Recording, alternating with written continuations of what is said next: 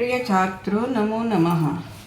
आज हम आपको गुण स्वर संधि के बारे में बताएंगे। तो सबसे पहले गुण स्वर संधि।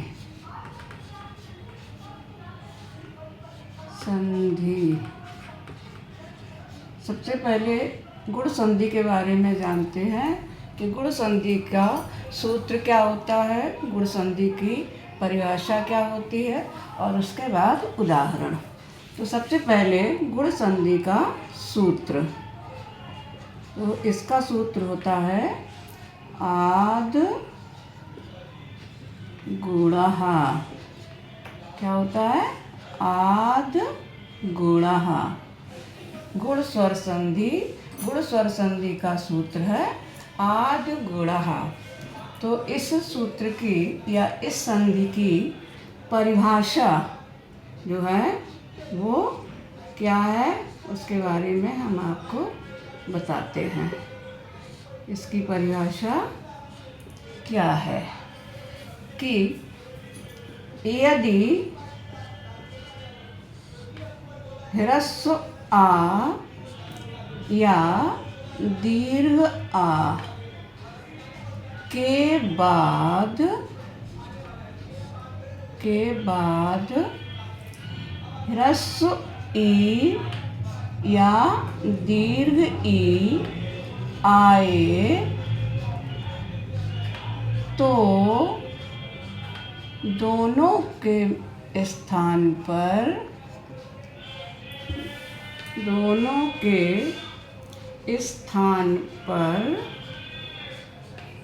क्या हो जाता है? ए हो जाता है। क्या हो जाता है? ए। इसी तरह से आ या आ के बाद ह्रस्व ओ या दीर्घ ऊ आए तो दोनों के स्थान पर ओ हो जाता है। क्या हो जाता है? ओ।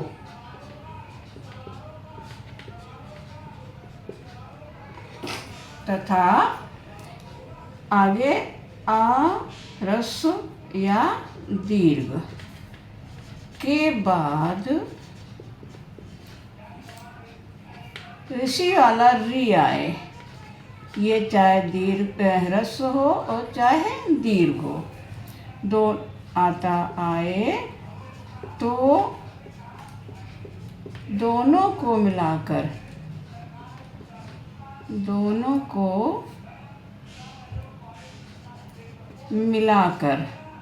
या दोनों के स्थान पर दोनों को मिलाकर अर हो जाता है। अर हो जाता है।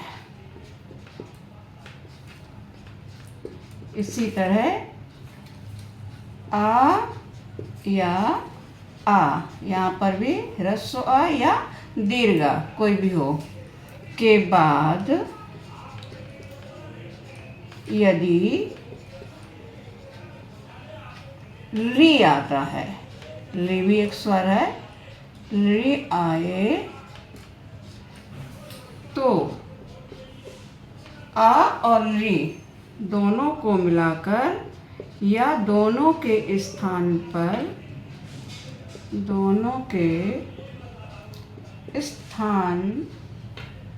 पर अल हो जाता है। अल हो जाता है। अब यहाँ पर इन परिभाषा के अंतर्गत, इनको परिभाषा कहें या नियम कहें, तो इसमें अगर अलग अलग भी हम परिभाषित करेंगे तो उसमें नियम के रूप में वह देखा जाएगा। तो इसका पहला नियम जो है वो है यदि ह्रस्व आ या दीर्घ आ के बाद के बाद क्या आता है? ह्रस्व ई या दीर्घ ई। कोई आए तो ई आए तो ए हो जाता है, ए हो जाता है। इसमें उदाहरण के रूप में देखते हैं कि रमा प्लस ईशः। यहाँ पर रमा का आ बड़े की मात्रा या दीर्घा की और ईशा का ई दोनों को मिला देने से ए बन जाता है, तो नया शब्द बनता है रमेशः। रमेशः। यहाँ पर दीर्घ आ और दीर्घ ई बराबर ए। इसी तरह से एक और उदाहरण देख लेते हैं। उप प्लस इंद्रः। यहाँ पर उप में से आ और इंद्रा का ई दोनों को मिला दिया तो ए हो गया, तो नया शब्द बन गया उपेंद्रः। उपेंद्रः। यहाँ पर आ प्लस ई, आ प्लस ई बराबर ए। ये आपका नियम 1 था। दूसरा नियम आपको आगे बता रहे हैं। तो नियम 2। नियम 2 में क्या है कि यदि ह्रस्व आ या दीर्घ आ के बाद ह्रस्व ऊ या दीर्घ ऊ आए तो क्रमशः या दोनों को मिला देने पर ओ हो जाता है। क्या हो जाता है? ओ हो जाता है। इसको उदाहरण के द्वारा देखते हैं। इसका उदाहरण जो है वो क्या है? सूर्य प्लस उदयः। यहाँ पर सूर्य का आ और उदय का उ दोनों को मिला देने से नया शब्द बना सूर्योदयः।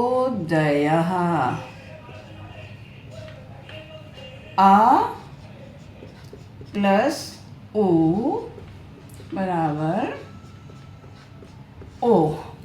एक उदाहरण और देख लेते हैं। तव प्लस उत्सवः। उत्सवः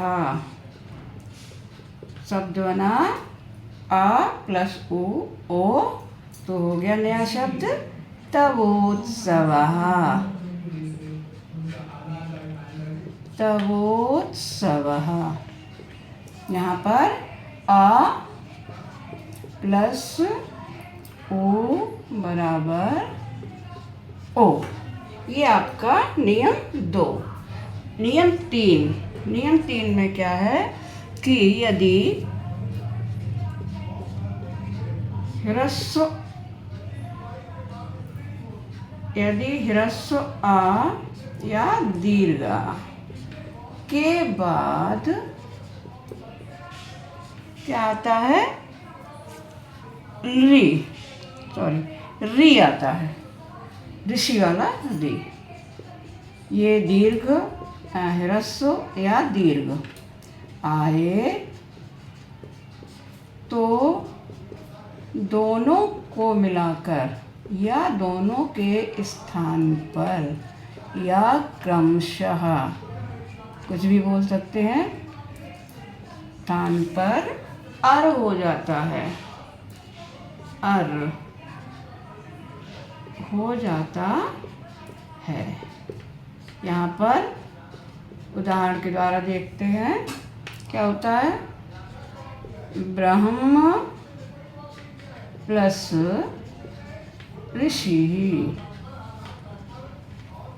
यहाँ पर ब्रह्म का आ और ऋषि का री दोनों को मिलाकर अर हो गया। तो री अर में रा जो है वो रफा रो के ऊपर जाएगा और आ ब्रह्म में मिल जाएगा। तो शब्द बनेगा ब्रह्मर्षि। ब्रह्मर्षि। यहाँ पर आ प्लस री बराबर अर। इसी तरह से एक और उदाहरण देख लेते हैं। देवर्षि। देव प्लस ऋषि। आ और री अर नया शब्द बना देवर्षि। यहाँ पर आ प्लस री बराबर अर। तो ये आपका नियम 3 था। एक नियम और है नंबर 4। उस नियम में क्या है कि यदि ह्रस्व आ या दीर्घ आ के बाद री आए, री भी एक स्वर है, री आए तो क्रमशः या दोनों को मिलाकर या दोनों के स्थान पर अल हो जाता है। अल हो जाता है। उदाहरण देखते हैं। तब प्लस ऋकारः। आ का तब का आ और ऋकार का री दोनों को मिला के बना अल। तो शब्द नया बना तवलकारः। यह एक उदाहरण यही मिलता है और इसके अन्य उदाहरण नहीं मिलते हैं, इसलिए हमने आपको एक ही उदाहरण समझा के बताया है। तो आज का बस इतना ही और आगे के वीडियो में हम आपके लिए नई संधि लेके आएंगे। तब तक के लिए धन्यवाद।